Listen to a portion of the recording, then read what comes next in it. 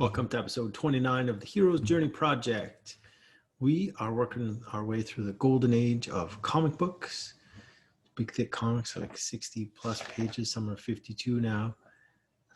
When we left off last, we were in March of 1944, so we'll pick up there again, see what kind of books we've got on display. So I'm just going to warn you, I have changed the format a little bit in terms of the slideshow. So I'll show you what I've got here. Okay, so see what I've got here. Just got kind of just focusing on the book cover, and then I'm going to read you anyway. I'm going to read you and talk to you about what's inside this book, the guts of it. So I figured why type it all out and put it all on the slide when I've got it all in notes in front of me anyway. So keep it simple. So we start off the show with Green Lantern number 11 is from DC Spring 1944. Now this is the first 52-page issue of the series. That's down from 62 pages.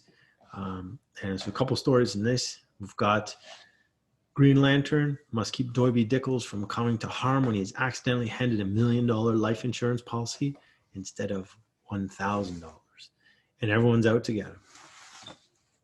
In the other story, Green Lantern writes to Doiby Dickles to recount the adventures of a down-and-out poet who tries to get himself killed, becomes head of a mob, falls in love, and gets a job working for Alan Scott.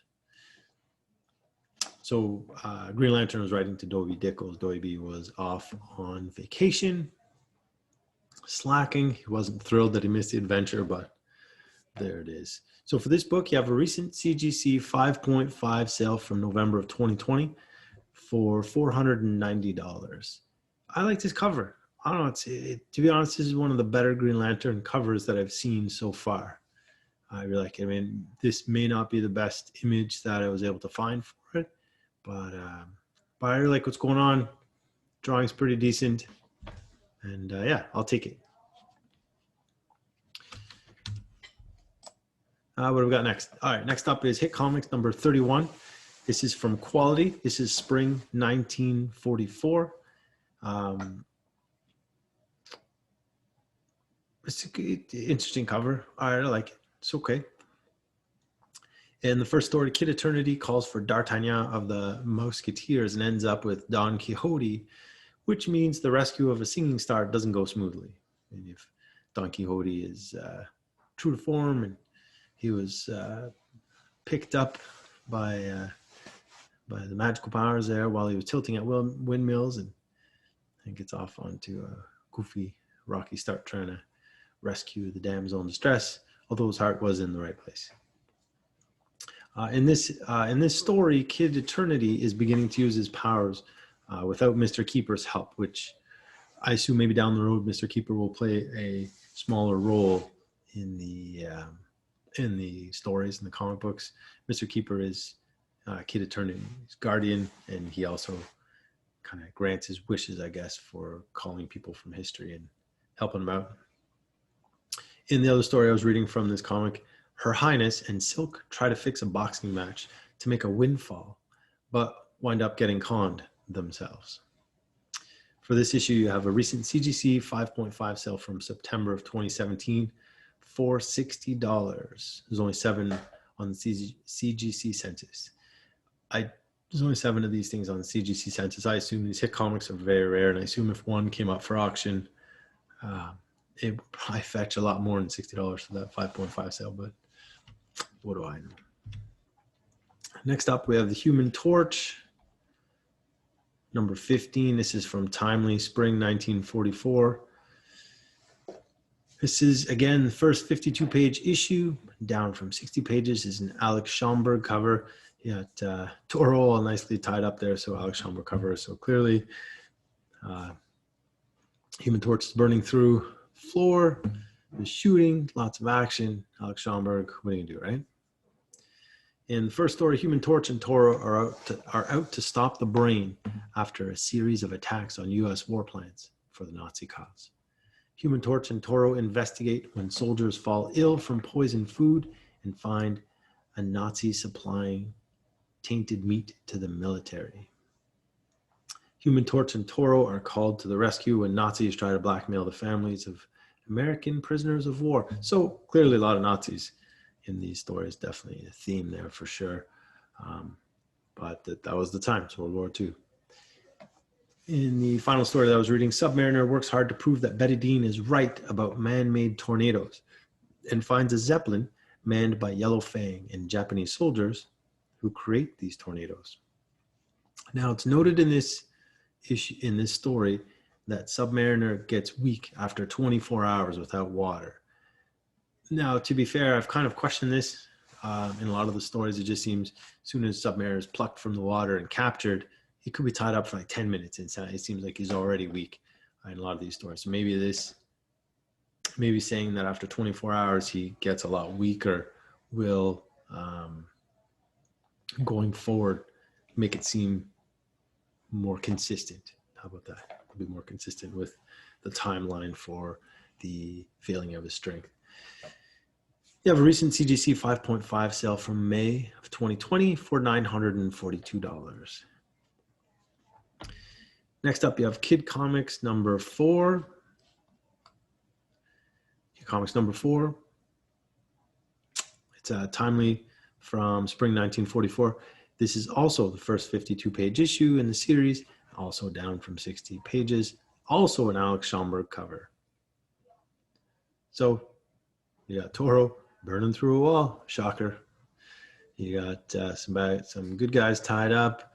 You got Bucky shooting and flames being thrown, and it's quite the cover, lots going on. So, typical Alex Schomburg cover, love it.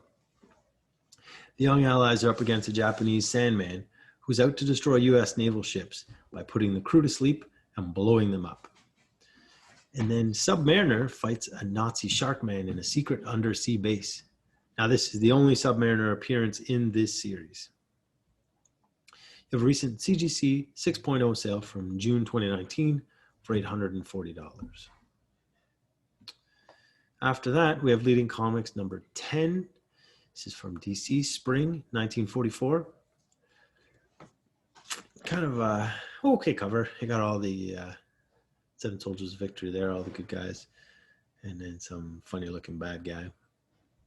So the Seven Soldiers of Victory, so we'll recap, as Star Spangled Kid, Stripesy, Vigilante, Green Arrow, Speedy, Crimson Avenger, and Shining Knight. Not Wing.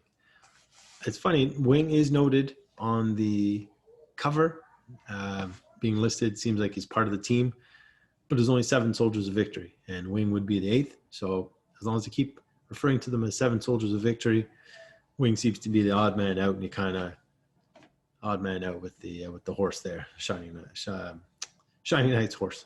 Why not? So 7 Soldiers of Victory go after a disappeared museum expedition and wash up on a chain of deserted islands where a notorious gangster has set up shop. Sounds pretty cool. Actually, it sounds like a really good story. Might make for an interesting movie. I don't know. I'd watch it. Yeah, recent CGC 9.0 sale from December of 2020 for $504.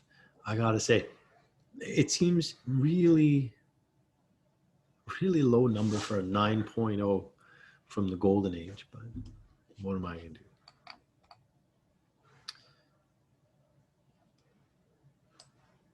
Okay, next up we have, what do we have? Oh, I got the big red star. Now, so I've changed it up since I'm not putting any text in the slides. I'm putting the big red star. And hacha! There's the cover. So Marvel Mystery Comics number 53 is from Timely of March 1944, and it's the big book of the week. Now, as an Alex Schomburg cover, shocker. I swear, he did most of the... he must have been sick on the days that Sid Shore did the other ones. But he's done most of the Timely covers for this time period, seems like. Anyway, it's also a bondage cover, right? Got, it's slightly... it's not prominent because the woman on the front, sure, you can tell she's tied up, but it's not really featured. Torch and Toro are more featured than anything else, and burning through the walls and the walls of the safe in the bank and all that fun stuff. Anyway, so in this issue, you have Human Torch and Toro. They head to Poland to take down a Nazi super bomb manufacturing operation. and then head back to the US to take out a squadron of bombers with the super bombs before they can drop their cargo. Submariner travels to Japan to investigate a super sub battleship. Miss America is after a killer that murders firemen while they are battling fires. That's so mean. The Patriot stumbles upon a Nazi plan to steal America's greatest submarine. And finally, the Angel stops a Nazi from stealing a chemical formula. So this is the big book of the week. You have a recent CGC 5.0 sale from August of 2020 for $1,109. Big book of the week. There you go. Oh, awesome. After that, we're on to Master Comics number 48. This is from Fawcett, March 1944. Another one that's the first 52-page issue, down from 60. Captain Marvel Jr. chases a murderer to a crime island where right is wrong and wrong is right. You have recent CGC 6.0 sale from September of 2020 for $239. After that, it's More Fun Comics number 96. That's from DC. That is a March-April issue, 1944. It's an okay cover. I kind of like it. A little bit of action, whatever. All right, I like it. You know, it's kind of boring. A little bit of action, but these covers don't really stand out. The colors seem to kind of wash each other out, and too much trade dress and stuff going on. Who am I to say, right? You have the Green Arrow and Speedy. They chase the Timer as he pulls off heists that take advantage of specific weather patterns. Johnny Quick helps Tubby out of a jam when he's mistaken as a pagan god by a lost Mayan tribe. Dr. Fate loses his powers for a day and must help some miners get out of a mine shaft when the tunnel collapses, using good old-fashioned common sense and know-how. And as far as I can tell, this is the first time Dr. Fate there was ever an interruption in his powers. So he lost his powers for about 24 hours. So that's the, it had to do, like, whatever wizard gave him the powers came and told him, hey, man, I had to give up my powers for a bit. Oh, and it's going to affect you too. So, don't get in any trouble for like a day or so. Did his best. Trouble found him. What are you going to do? Aquaman teams up with a champion Chinese swimmer to work against the Japanese military. And then the Spectre watches out for Percival Pop when he becomes a publicity hound and attracts unwanted attention. And again, said this before, Spectre and Percival Pop just seem like a terrible match. Spectre seems to be more of a serious guy trying to catch some real criminals and do some real work. And mostly he's just falling around this Percival Pop ding dong, trying to keep him out of trouble, but it falls short. In terms of storytelling, it really doesn't make any sense. I don't know why they have these two matched up. It's kind of silly. For this issue, you have a recent CGC 6.0 sale from April of 2017 for $270. There's only 9 on the CGC census. Not a lot of sales. Really not much going on with this issue. Maybe hard to find. I don't know. Following that, National Comics number 40. That's from March 1944. It's a quality comic. If you like Uncle Sam, this is kind of a fun cover. Why not? But I was reading the Quicksilver story, and he takes down a fake count and a fake war veteran who are trying to steal money they fraudulently raised for charity. I don't know why I put fraudulently in there. I knew I was going to screw up the word, and sure enough, yeah, why not? You have recent CGC 6.0 sale from April of 2017. Nope. You have recent CGC 9.4 sale from November 2016 for $3,585. There's only 7 of these books on the CGC census. Now, this was tough. You got a sale from November 2016, so over 4 years ago from when I'm recording this video, for $3,585. Now, the thing is, because it's 9.4, I would expect that the premium for this book would be quite high. So at $3,500, it's high. So I was debating whether or not this should be the book of the week, but the other book just didn't have any sales in the higher grades. So I really had a hard time comparing, but I figured you got a mid-grade for about, what was it, $1,100. Mid-grade for $1,109, which was only about 6 months ago. And this one's got a 9.4 grade. 9.4, that's going to be your highest grade you're probably going to find for this book that's out there. I can't imagine it's the top of the census, but I can't imagine there's another one's going to pop up out of anywhere. So I believe the premium is for the highest graded. So if you can get a Marvel Mystery Comics 53, that's a 9.4, I expect, you'll be paying, $12,000, something like that.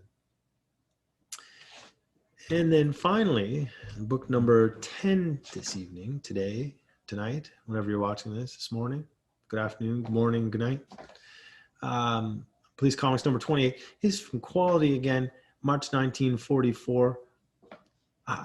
Look, they're silly covers, but I think they're fun.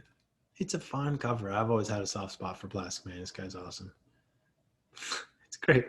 He's like, he's riding the, looks like a donkey, probably a horse, crime horse. That's awesome. I love it. Why not? Plastic Man heads to Hollywood to consult on a movie they are making about him.